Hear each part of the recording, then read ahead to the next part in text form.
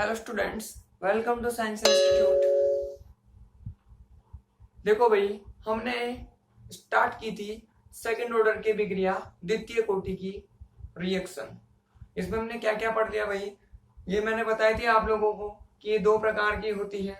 एक तो वो जब रिएक्टेंट मॉलिक्यूल सेम हो और एक वो जब रिएक्टेंट मॉलिक्यूल डिफरेंट हो। तो दोनों ही कंडीशन में मैं आप लोगों को रेट कांस्टेंट का जो फॉर्मूला होता है वो निकलवा चुका हूँ, उनका ग्राफ वगैरह बता चुका हूँ, न्यूमेरिकल वगैरह भी मैं आप लोगों को करवा चुका हूँ। और कल हमने की थी when reactant molecules are different, मतलब जब अभिकारक अणु असमान हो, उसके लिए हमने रेट कांस्टेंट मतलब समाकलित वेग समीकरण निकाली थी, जिसके अंदर हमने देखा था कि किसी भी एक अभिकारक की सांद्रता को अगर आधिक्य में ले लिया जाता है, एक्सेस में ले लिया जाए, तो वो जो रिएक्शन है वो सेकंड से कन्वर्ट होकर फर्स्ट में हो जाती है। मतलब द्वितीय कोटि की अभिक्रिया प्रथम कोटि की अभिक्रिया में परिवर्तित हो जाती है। और हमने देखा था कि जो रेट कांस्टेंट जो सेकंड ऑर्डर का था वो किस में कन्वर्ट हो गया, K1 में कन्वर्ट हो गया था। इसीलिए हमने बोला कि द्वितीय कोटि कन्वर्ट हो गई प्रथम कोटि की अभिक्रिया में, सेकंड ऑर्डर कन्वर्ट होगी फर्स्ट ऑर्डर में। इतना हम पिछले लेक्चर में और अब तक कर चुके हैं। आज हम बात करेंगे ग्राफ पर।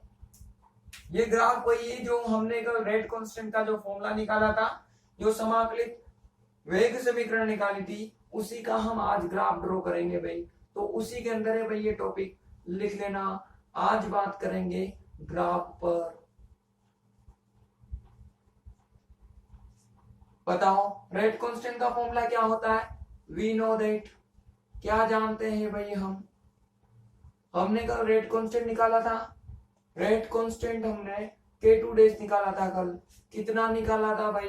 1/1 को, या फिर ऐसा बोल दो, अगर उसको आपने 10 में चेंज कर दिया तो 2.303 और ये T, और ये हो जाएगा A माइनस बी, ये log, और ये A माइनस एक्स इधर की तरफ B, और ये हो जाएगा B माइनस एक्स, और ये हो जाएगा M हो जाएगा। बोलो इतना ही आया था क्या?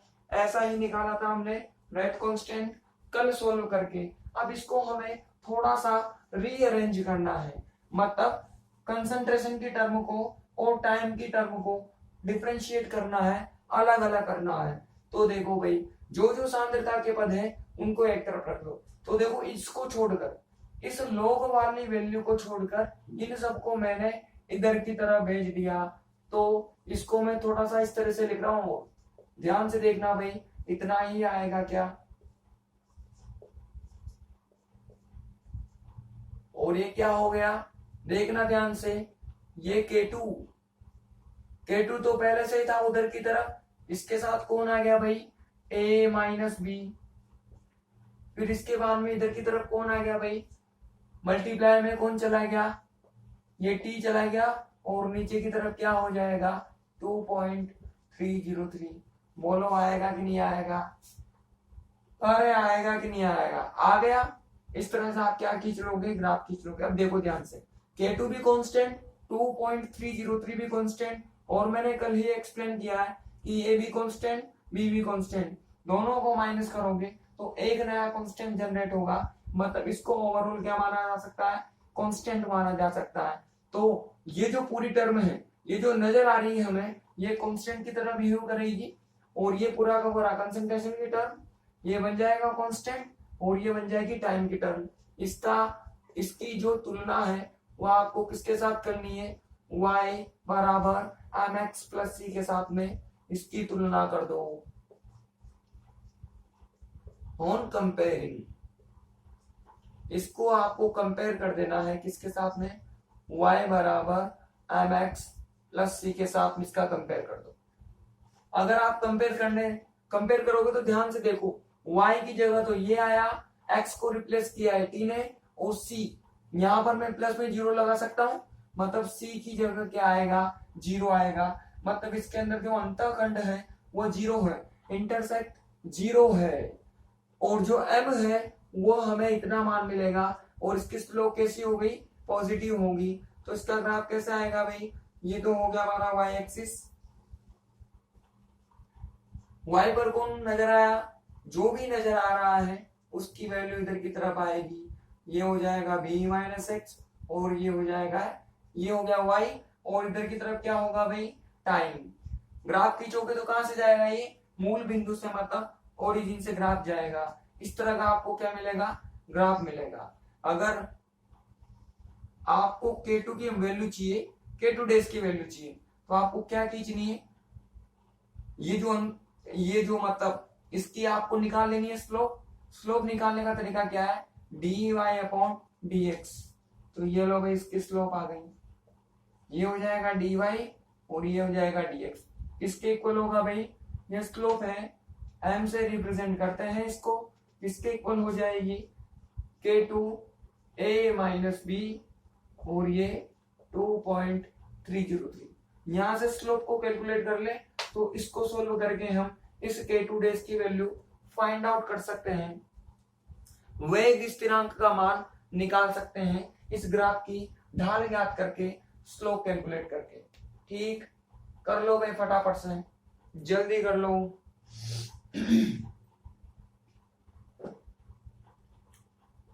फटाफट से स्क्रीनशॉट ले लो और कर लेना बाद में, फिर या वीडियो को पॉज कर लो।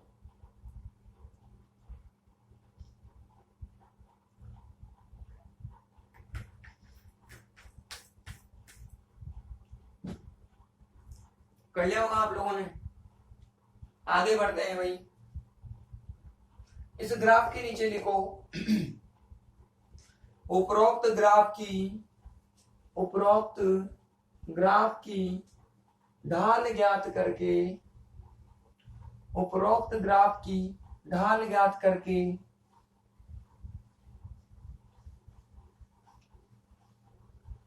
वेग स्थिरांक का मान ज्ञात किया जा सकता है, वेग स्थिरांक का मान ज्ञात किया जा सकता है, वेग स्थिरांक का मान ज्ञात किया जा सकता है। आप लोग भी लिख लो, on measuring slope of above curve, on measuring slope of above curve, value of rate constant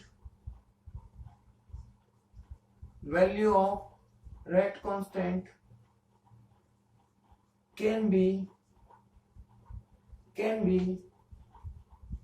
calculated,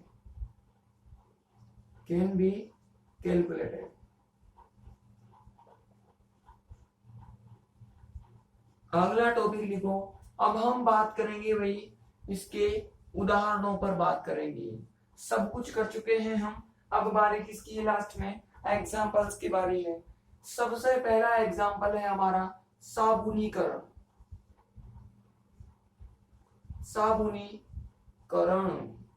मतलब सपोनिफिकेशन।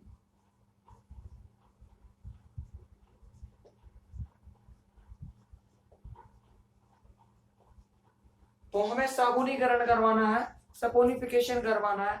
कैसे होगा भाई, देखो ध्यान से देखना, रिएक्शन क्या होती है।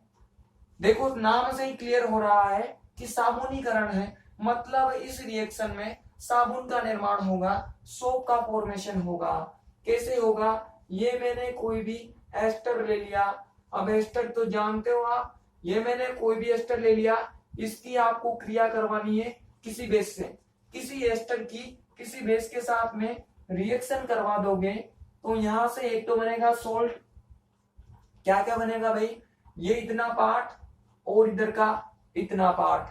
देखो ध्यान से क्या बनेगा, CH3COONA, ये H इसके साथ में चला गया तो यहां से क्या मिलेगा आपको, एक अल्कोहल का मॉलिक्यूल मिलेगा, मतलब अल्कोहल का फॉर्मेशन हो जाएगा। ये जो बनेगा इसी को क्या कहते हैं, सोप कहते हैं। ये आपने 12th में भी पढ़ी होगी रिएक्शन। ठीक, तो जब भी किसी एस्टर की रिएक्शन बेस के साथ में करवाई जाती है तो सोप के साथ में किसी मॉलिक्यूल का फॉर्मेशन होता है, किसी सोलवेंट मॉलिक्यूल का फॉर्मेशन होता है। इस रिएक्शन को कहा जाता है साबुनीकरण की अभिक्रिया या सपोनिफिकेशन रिएक्शन।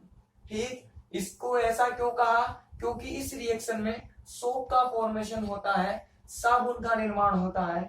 हमें इस रिएक्शन की स्टडी करनी है। देखो भाई वापस क्या लिखा, T is equal to 0 time पर।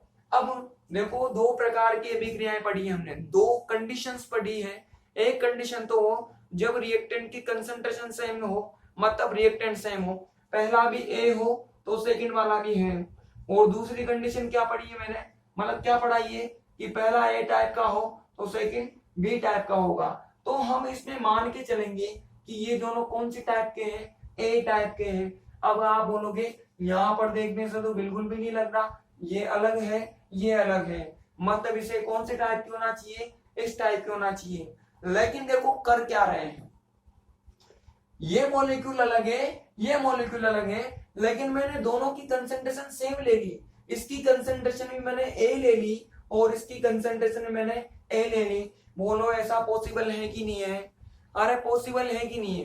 पहला भी मैंने A ले लिया, मतलब इसकी भी मैंने प्रारंभिक सांद्रता A ले ली और इसकी भी मैंने प्रारंभिक सांद्रता A ले ली।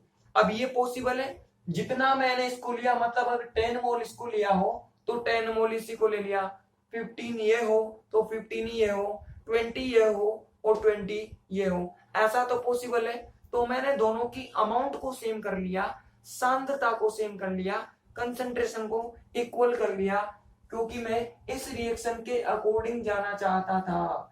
ये बहुत कॉम्प्लिकेटेड होती है, हम इसके अकॉर्डिंग जाना चाहते थे, इस वजह से हमने इसमें जो दो डिफरेंट रिएक्टेंट मॉलिक्यूल्स थे उनकी इनिशियल कंसंट्रेशंस को सेम कर लिया, दोनों अभिकारकों की प्रारंभिक सांद्रताओं को एक समान कर लिया। आई बात समझ में। T बराबर 0 का मीनिंग होता है कि आपने अभी तक रिएक्शन को स्टार्ट नहीं किया है, तो ऑलवेज जो प्रोडक्ट होगा वो कितना रहेगा, 0 रहेगा। अब हम आफ्टर T टाइम की बात करते हैं। अब T का मीनिंग कुछ भी हो सकता है, तो माना कि इधर कितना चला गया, x अमाउंट चली गई। आपको पता है इधर क्या हो जाएगा, इसमें भी x की डिक्रीज होकर a माइनस एक्स और इसमें भी x की डिक्रीज होकर क्या हो जाएगा, a माइनस एक्स हो जाएगा। बोलो क्लियर है कि नहीं है। ये बिल्कुल वैसा ही चल रहा है जैसा हमने पहला डेरिवेशन किया था। स्टार्टिंग वाला डेरिवेशन मैंने आप लोगों को ऐसे ही करवाया था। ठीक है भाई, अब देखो ध्यान से, अगर ये सेकेंड ऑर्डर की रिएक्शन है तो इसके लिए मैं अगर K2 लिखना चाहूं तो K2 का मान कितना हो जाएगा, आपको पता है, न तो ये एक्सेस में न ये एक्सेस में। ये कौन सी रिएक्शन है, सेकेंड ऑर्डर की रिएक्शन है, और सेकेंड ऑर्डर में भी जब दोनों सेम है वो वाली रिएक्शन है, तो K2 कौन सा लगाएंगे, पहली कंडीशन वाला लगाएंगे। बताओ पहली कंडीशन के अकॉर्डिंग K2 कितना होना चाहिए, बोलो इतना ही होना चाहिए। क्या हमने इतना ही निकाला था, बिल्कुल हमने इतना ही निकाला था। अब वापस से हमें चैलेंज दिया गया, हमसे पूछा गया, हमसे बोला गया कि आप K2 की वैल्यू फाइंड आउट करो, रेट कांस्टेंट की वैल्यू फाइंड आउट करो। न तो हमें x गिवन किया गया, न ही हमें a माइनस एक्स गिवन किया गया, मतलब कुल मिलाकर हमें सांद्रताएं नहीं दी गई, कंसंट्रेशंस गिवन नहीं की गई, और हमसे बोला गया कि K2 फाइंड आउट करो, जैसा हमने कहा किया था, फर्स्ट ऑर्डर की रिएक्शन में किया था, प्रथम कोटि के विक्रिया में किया था। वहां भी हमें ऐसे ही चैलेंज मिले थे। तो पहले एग्जांपल में तो हमने वॉल्यूम से किया था, और सेकंड वाले में हमने क्या किया था, एंगल ऑफ रोटेशन, मतलब घूर्णन कोण की सहायता से रेट कांस्टेंट को फाइंड आउट किया था। तो ये बिल्कुल उसी की तरह है, वैसा ही एक एग्जांपल है। आई बात समझ में। तो हमें ना तो ये गिवन है, मतलब ये कंसंट्रेशन गिवन नहीं है हमें, लेकिन क्या बोला गया है भाई, या K2 फाइंड आउट करो। अच्छी बात है, करना पड़ेगा, बोला गया है तो हमने रिएक्शन में झांक कर देखा, रिएक्शन को ध्यान से देखा, तो हमने पाया कि इस रिएक्शन के अंदर ये NaOH है, और NaOH क्या होता है, बेस होता है, क्षार होता है, मतलब इसका किसी भी अम्ल के साथ अनुमापन किया जा सकता है। बोलो मैंने आपको ऐसा ही बताया था क्या? जब मैंने आपको एस्टर का जल अपघटन पढ़ाया था, हाइड्रोलिसिस ऑफ एस्टर पढ़ाया था, मैंने बताया था अगर वहां पर तो क्या बना था, एसिड बना था, तो बेस को यूज में लिया था। यहाँ पर बेस बना है तो किसको यूज में लेंगे, एसिड को, क्योंकि हमें पता है रिएक्शन कौन कौन करता है, एसिड और बेस ही करता है। एसिड है पहले से तो बेस ले लो, और बेस पहले से है तो एसिड ले लो। तो यहाँ पर इसका टाइट्रेशन कर सकते हैं हम, किसके साथ में, HCl के साथ में, क्योंकि यहाँ पर कौन प्रेजेंट है, बेस प्रेजेंट है, क्षार उपस्थित है। तो हमें क्लू मिल गया। अब अनुमापन कैसे करते हैं ये तो हमें बहुत अच्छे से पता है, तो हमें यहाँ पर वही करना है, इसको टाइट्रेट करना है। टाइट्रेट करने का तरीका पता है ना आपको, एक इस विलियन को, ये जो पूरा का पूरा सॉल्यूशन है, इसको तो नीचे बीकर में लोगे और HCl को कहाँ भरोगे आप, ऊपर की तरफ ब्यूरेट में भरोगे, ड्रॉप ड्रॉप करके बहाते जाओगे और आपको ऊपर से वॉल्यूम को चेक करना है, जैसा कि हमने हाइड्रोलिसिस ऑफ एस्टर में किया था, एस्टर के जल अपघटन में किया था।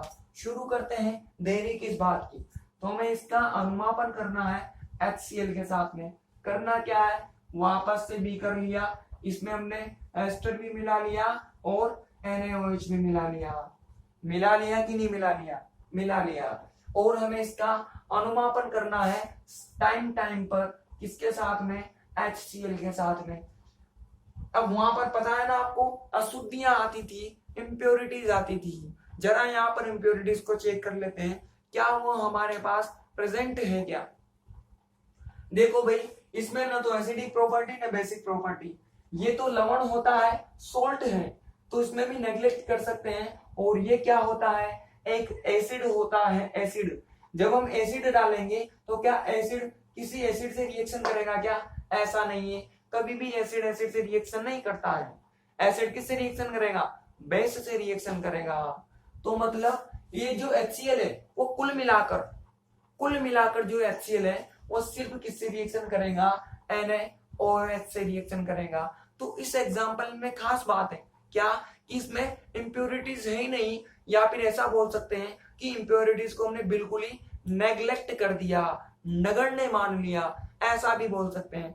या तो सीधा बोल दो कि इस एग्जांपल में इंप्योरिटी है ही नहीं, अशुद्धि नहीं है। या फिर दूसरी लैंग्वेज में अच्छा बोलना है आपको, तो फिर क्या बोलोगे कि हमने इंप्योरिटी को क्या कर दिया, नेग्लेक्ट कर दिया, नगण्य कर दिया। तो हमने यहाँ पर जितनी भी इंप्योरिटीज थी सबको नगण्य मान लिया है। आई बात समझ में, नगण्य मान लिया तो क्या हो जाएगा भाई, वापस से मिलाओगे, आपको t बराबर 0 टाइम की बात करनी है।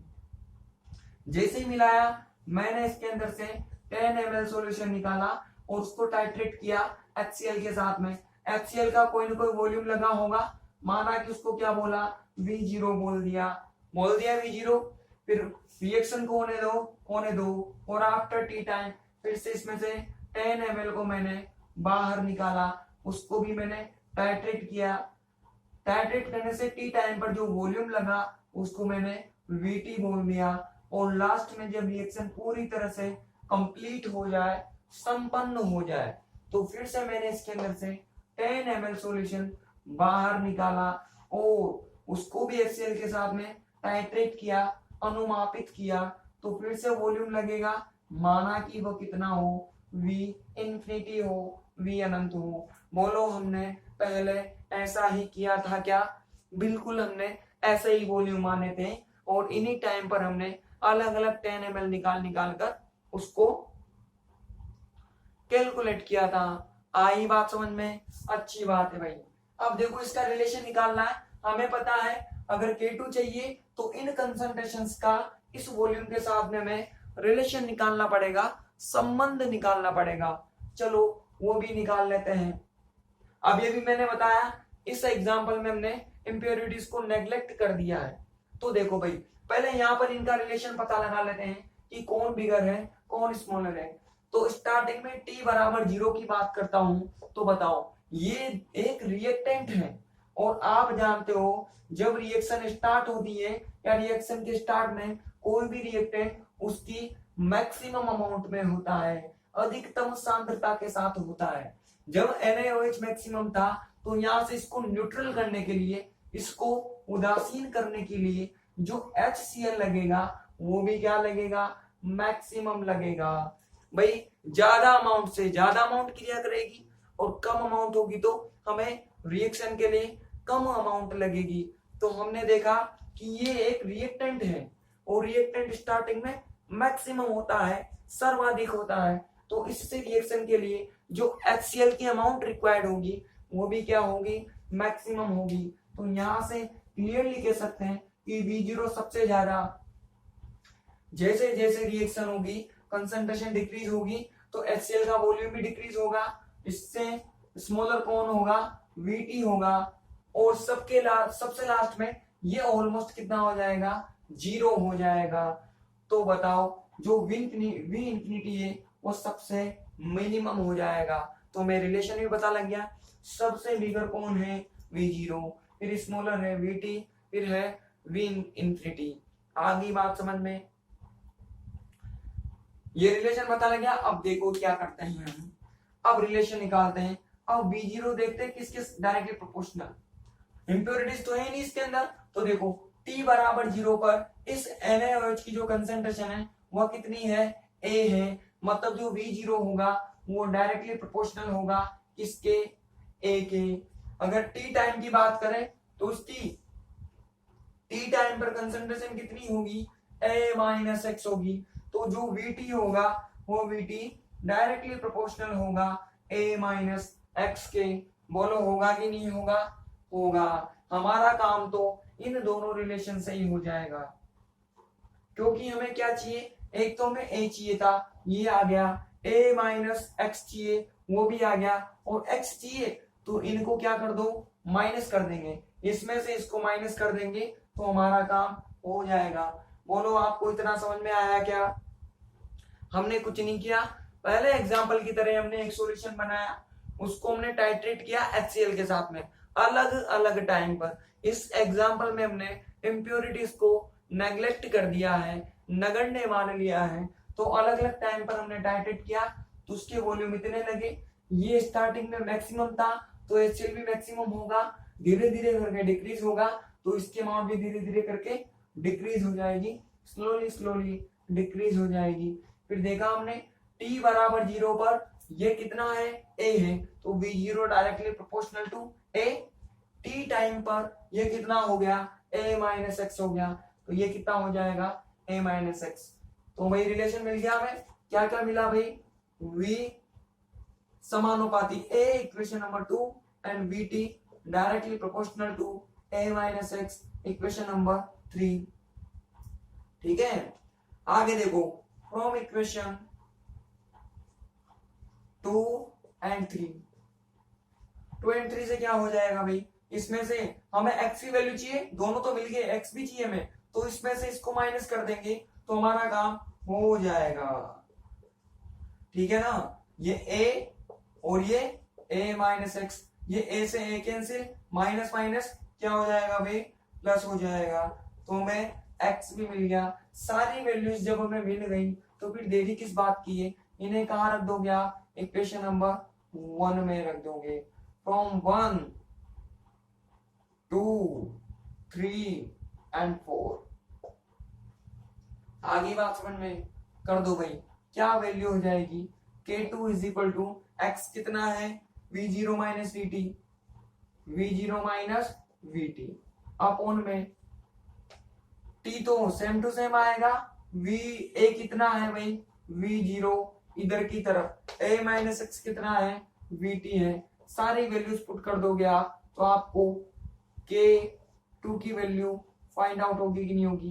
भाई वॉल्यूम तो हमें पता होंगे सी, हमने मेजर कर लिए ब्यूरेट से, और टाइम भी पता होगा सी कि कितने टाइम पर हमने सॉल्यूशन बाहर निकाला।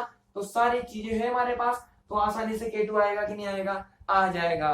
देखो हमारा चैलेंज कंप्लीट हो गया, हमें कंसंट्रेशंस गिवन नहीं की गई लेकिन फिर भी हमने K2 फाइंड आउट कर लिया। किसकी सहायता से, दूसरा तरीका निकाला हमने, इसका क्या कर दिया, टाइट्रेशन कर दिया, टाइट्रेशन करके वॉल्यूम निकाला और वॉल्यूम से हमने K2 फाइंड आउट कर लिया। ठीक, जल्दी लिखो भाई, टॉपिक डालो सब, लिखो इसके अंदर, साबुनीकरण की अभिक्रिया को निम्न प्रकार से प्रदर्शित किया जा सकता है। साबुनीकरण की अभिक्रिया को निम्न प्रकार से प्रदर्शित किया जा सकता है। आप लोग भी लिख लो भाई, यहां तक कंप्लीट कर लो आप लोग। इक्वेशन नंबर 1 तक आप लोग लिखो। Reaction of saponification can be represented as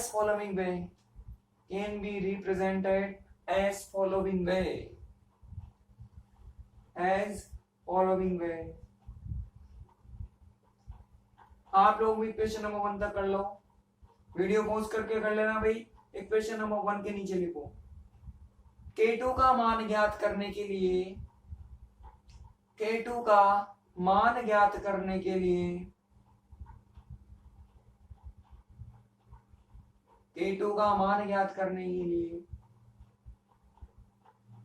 ester तथा NaOH को एक बीकर में मिश्रित किया जाता है तथा मिलाने के तुरंत पश्चात इसमें से 10 ml मिश्रण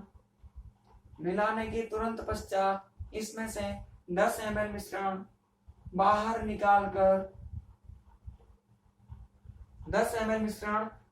निकालकर इसका HCl के साथ अनुमापन किया जाता है।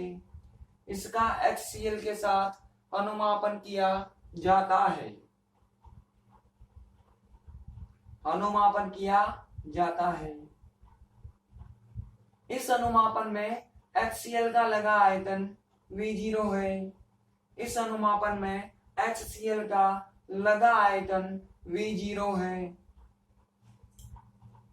V0 है।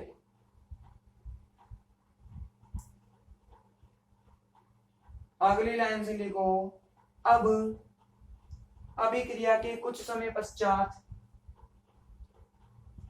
पश्चात ब्रैकेट में लिखिए टी टाइम या टी समय। कुछ समय पश्चात पुनः 10 ml विलयन बाहर निकालकर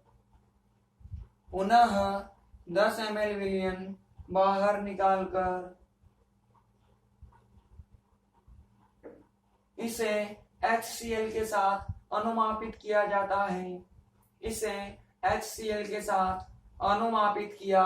जाता है। इस अनुमापन में HCl का लगा आयतन VT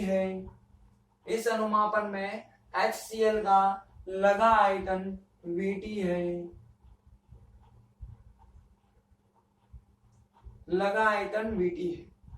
तब कंप्लीट कर लो भाई, यहां से लेकर के पूरा यहां तक आप लोगों ने कर लिया होगा। लिखो एक के नीचे। To calculate value of K2, ester and base are mixed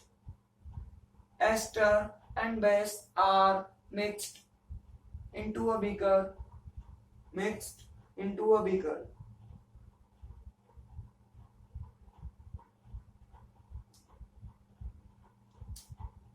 After mixing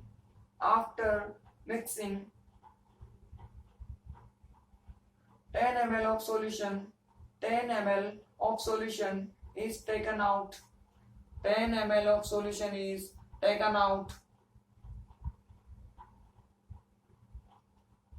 It is titrated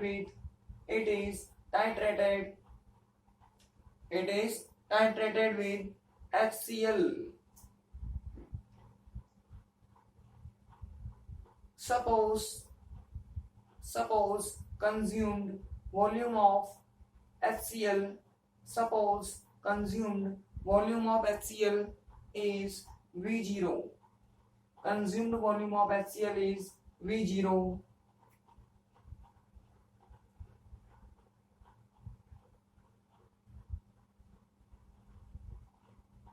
अगली लाइन से लिखो, आफ्टर सम टाइम ब्रैकेट में लिखिए T time, after some time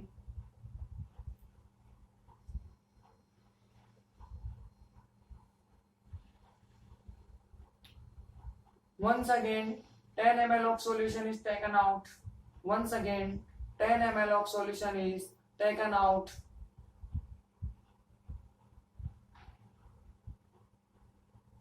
And it is titrated with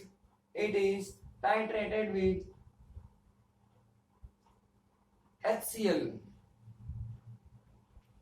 Suppose consumed volume of HCl is Vt. Consumed volume of HCl is Vt.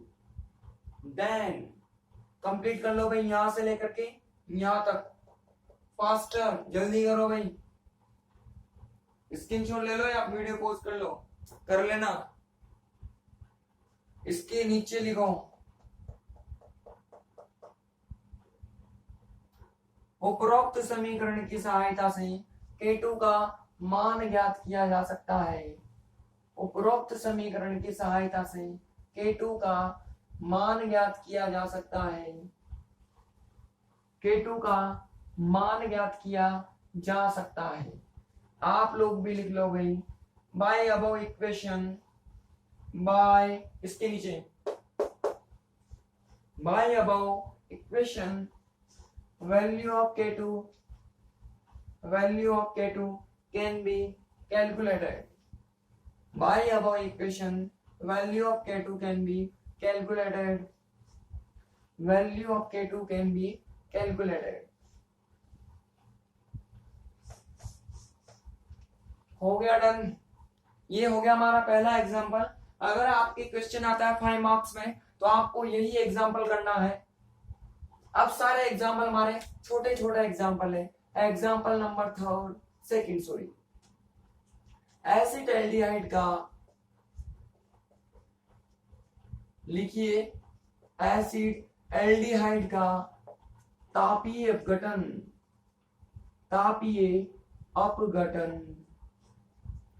पाइरोलाइसिस of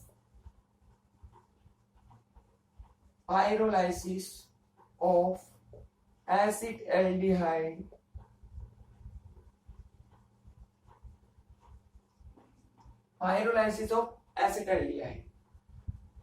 पाइरोलाइसिस का meaning simple सा है कि हमें temperature के द्वारा acetaldehyde को तोड़ना है।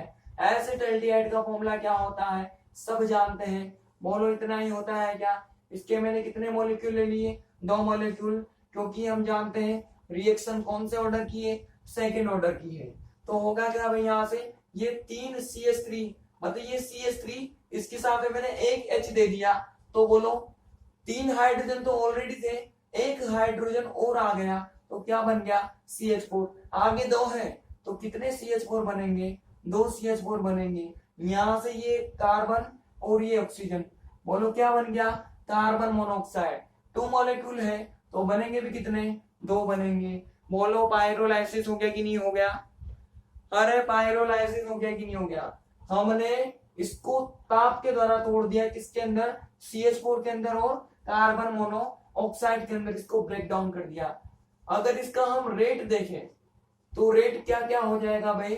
इसका जो रेट होगा वो एसिटाल्डिहाइड की 2 पावर के समानुपाती होगा। रेट जो होगा वो इस एसिटाल्डिहाइड की 2 पावर के समानुपाती। अब पावर 2 है तो रिएक्शन कौन से ऑर्डर की हो जाएगी? सेकेंड ऑर्डर की रिएक्शन हो जाएगी। आई बात समझ में? O2 का सॉरी O3 का O2 में परिवर्तन। अब O2 क्या होती है? ऑक्सीजन। O3 क्या होती है भाई? ओजोन। अरे जानते हो कि नहीं जानते, conversion of O3 in O2। देखो भाई ये मैंने क्या ले लिया, O3 ले लिया। अब सेकंड ऑर्डर की रिएक्शन है तो कितने O3 लेने पड़ेंगे, 2 O3 लेने पड़ेंगे।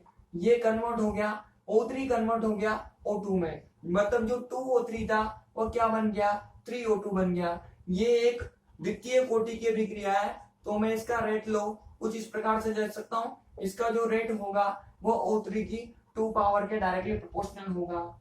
रेट में कंसंट्रेशन की 2 पावर आ रही है, मतलब रिएक्शन सेकेंड ऑर्डर की है। ये O3 किसके अंदर कन्वर्ट होगी, O2 में कन्वर्ट होगी। ये हमारा हो गया example number 3। Example number 4, HI का तापीय अपघटन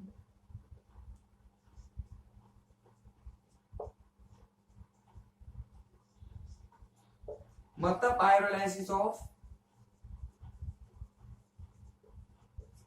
HI। ये HI था, इसको टेम्परेचर दे दिया तो यहां से क्या बन गया, H2 बन गया और I2 बन गया कोई। ये भी क्या हो जाएगी, सेकेंड ऑर्डर की रिएक्शन हो जाएगी। ठीक, आगे चलो भाई, लास्ट एग्जांपल और कर लेते हैं हम। लास्ट एग्जांपल क्या होगा भाई, K2H2O8 की Ki से क्रिया। ये होता है पोटेशियम परसल्फेट, ये potassium iodide.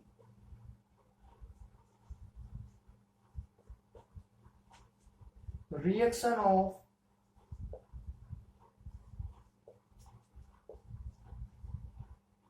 K2H2O8 with Ki कैसे होगी भाई, ये था K2H2O8 और ये क्या हो जाएगा Ki। इसकी 2 अमाउंट होती है, यहां से हमने रिएक्शन करवाई तो क्या क्या बनेगा भाई, देखो 2 सल्फर, ये इससे मैंने 1 सल्फर बाहर निकाला, 4 ऑक्सीजन है ना, यहां से सॉरी 8 ऑक्सीजन है, तो यहां से कितने ऑक्सीजन, 4 ऑक्सीजन। ठीक है, और मैंने क्या बना लिया, सल्फेट बना लिया, और इससे मैंने 2 पोटेशियम जोड़ दिए, तो क्या बन गया, K2SO4 बन गया, मतलब पोटेशियम सल्फेट बन गया। अब देखो 2 पोटेशियम तो ये रहे, 2 पोटेशियम ये रहे, तो मैंने इसके आगे क्या लगा दिया, 2 लगा दिया। 4 पोटेशियम कंप्लीट हो गए, दोनों सल्फर भी कंप्लीट हो गए, 4 ऑक्सीजन सॉरी 8 ऑक्सीजन थे, तो 2 इंटू 4 कितना हो गया, 8 हो गया, तो ये भी सेटिस्फाई हो गया। और यहाँ से जो 2 आयोडीन बची वो I2 की फॉर्म में बाहर निकल गई। इसका जो रेट लो होता है वो कुछ इस प्रकार से दिया जाता है भाई, K2H2O8 इसकी पावर 1, और इधर से जो Ki होता है उसकी भी पावर कितनी होती है, 1 होती है। यहां से आपको देखकर ऐसा लग रहा है यहाँ कितना आना चाहिए, 2 आना चाहिए, लेकिन मैंने आप लोगों को कई बार बताया है कि आपको जब भी ऑर्डर डिसाइड करनी हो, आपको इस रिएक्शन को देख के ऑर्डर डिसाइड नहीं करनी है।